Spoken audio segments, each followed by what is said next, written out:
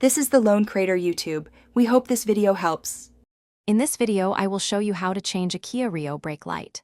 First, gather your tools: a Phillips head screwdriver, a flathead screwdriver, and a new 7440 or 7443 brake light bulb.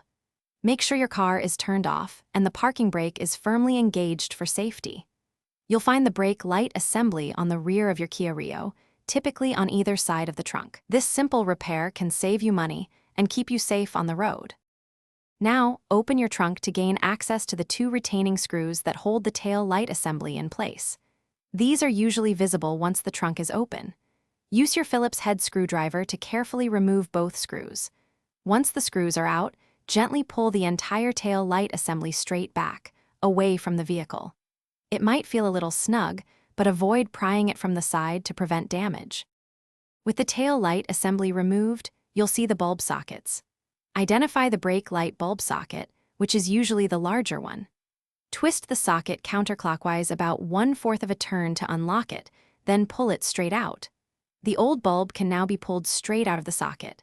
Take your new 7440 or 7443 bulb and firmly push it into the socket until it clicks into place.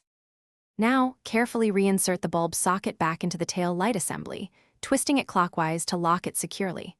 Align the entire tail light assembly back into its position on the vehicle, ensuring it sits flush. Reinstall the two retaining screws you removed earlier, tightening them gently. Finally, test your new brake light by having someone press the brake pedal while you check the light. Also, check the description for a link to some amazing socks and other great deals.